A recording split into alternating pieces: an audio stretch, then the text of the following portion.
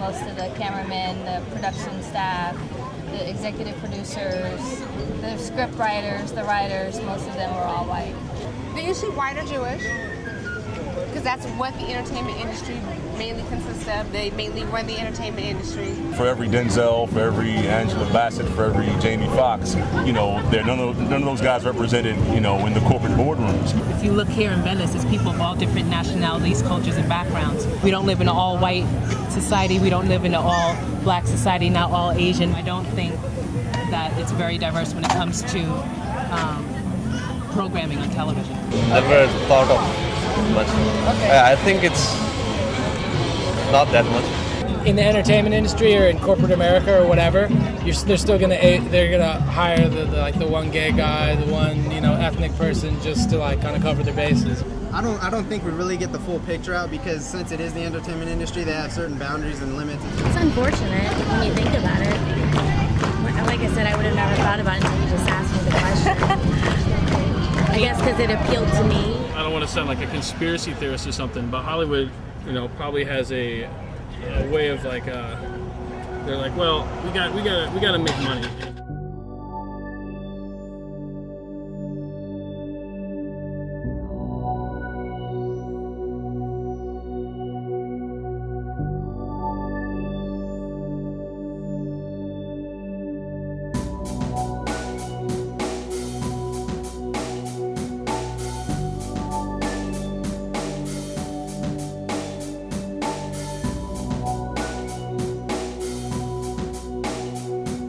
The TV and film world is so very sexy, but there is something very, very enticing about, the overindulgence, the beauty, the extremes of Hollywood. Entertainment is the illusion of glamour. It's the illusion of everything people want to see and do and be. Life is so much harder elsewhere, where Hollywood here will give you money to do anything. Jump through a hoop, will give you $50. Okay, I'll do it.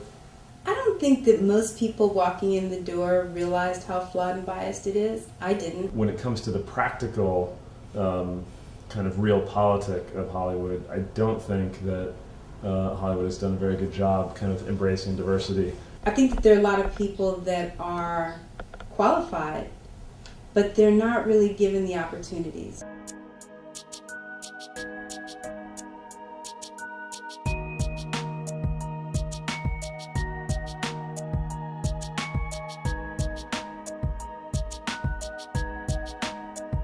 Culture is so important, and who determines culture is so important. If you just have a limited number of studios generating all the movies or all the television shows, then what you're going to have is a much more narrow band of product and of culture. And I think ultimately it won't reflect what America really is about. There are lots and lots of people who aren't represented, so you have to start trying to decide how to show them, and I guess that's when you have ensemble pieces like, say, Grey's Anatomy. People are drawn to those shows, and it's about the human experience. Someone like Shonda Rhimes, I applaud, but Shonda Rhimes is like the only one. It's like either Shonda Rhimes or Susan DePass, and that's all you hear. How do you feel about the separation of people by race on a nationally televised show? Is that true? Are they really doing that? And it's going to go on? It comes on every Thursday. Wow. And they've got a black team, a white team, a Hispanic team, an Asian team. Really? That's a manufactured situation, where these four, and then in the end they all come together. I don't know if I really think, I don't know if that's, to me, a true way to discuss problems of race. I think that Survivor was getting to a point where they weren't having ratings, and so the race war again creates buzz and revenue. Being that this country even 50 years ago was so divided into two different worlds, and even today you can see aspects of that, I feel like a show that divides black and white like that is just gonna take us backwards. I mean, it's easy. You pull from your stereotype box, and it doesn't allow you to really sort of stretch yourself. And if you believe that black people are not thorough or are not or are volatile or any number of other bad things, then you are going to think that this person is not going to perform. I think it's a shame that it has to be pointed out. I would love to see a day where you could just gather a crew and it would be a mix of everybody, and you wouldn't have to go, there's 2 Asians, there's 5 white people, there's 4 black people, there's 5 women. It would be nice for the topic not to have to come up. I think that the core reason that there's no diversity in entertainment is that I don't think that mainstream Hollywood cares about the urban market. I think that they care, their bottom line is money. In a way, it's a good thing that say urban gangster movies are now becoming kind of less appealing to studios, and movies and certain studios are finding financial success. Like Lionsgate found a lot of financial success with Tyler Perry's Diary of a Mad Black Woman, and movies that are, show different aspects of culture.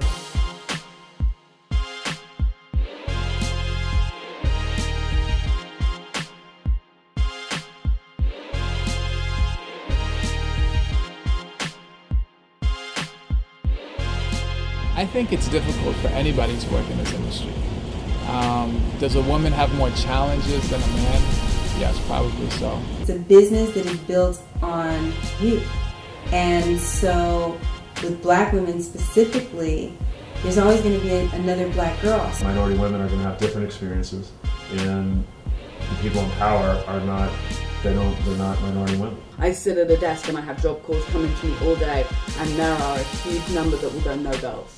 And I can assure a lot of people that these people these girls can carry a walkie case, these girls can do that, don't worry about it. They're not going to break a fingernail. Or there's sometimes the expectation that you'll be the sassy black woman. The sassy black woman. Okay. Oh, they love that, the sassy black woman.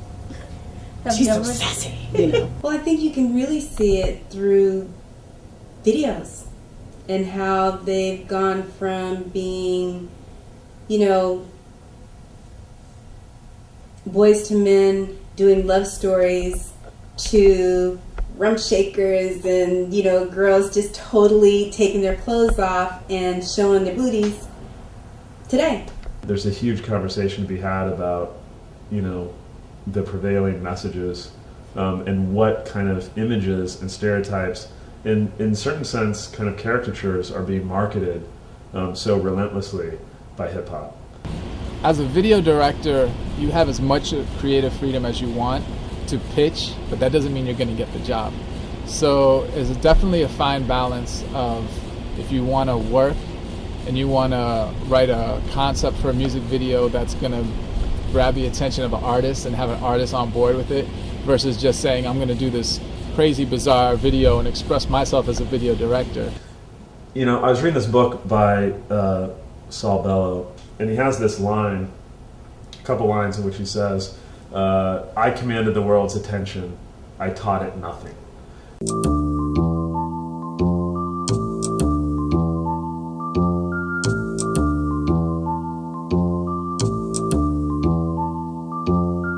When the Cosby Show was popular, people were saying, oh, well, that was detrimental to show that, because you had some people saying that just wasn't true, or they thought that it because it was like the only black show on, or one of the few, that it sort of overrepresented or misrepresented sort of the majority of what the black experience was. To me, it is a little bit easier for people of color to understand a sort of white American culture, because that is what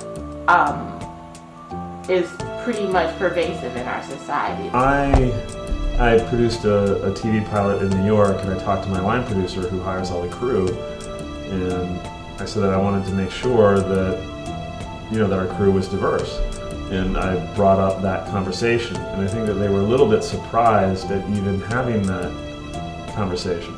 So diversity for many means a threat. Instead, it's not something that's embraced as, okay, we can make our environment better. It's very easy to lose everything you have. Even though the industry can give you a lot, it's very easy to they can take it away just as quickly.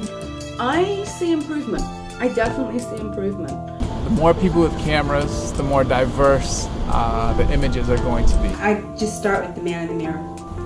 Help a female or a black male or a Latino or someone, you know, obviously someone with the skills, but help them move up. Until it becomes more a part of the dialogue that's just standard. That anytime you do a show, that this is something you should be concerned about. And I don't care whether you're a minority or you're whatever you are, that everyone should be concerned about as a group.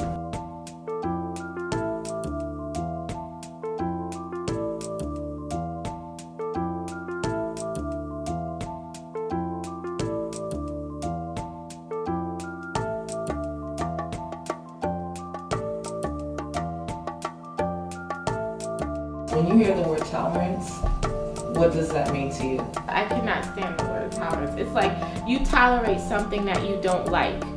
You know, I don't want anyone to tolerate me. You tolerate a child's bad behavior. Something bothers you, you just deal with it. Tolerance is like, I tolerated my little sister. Didn't mean I liked her. I don't really like that word.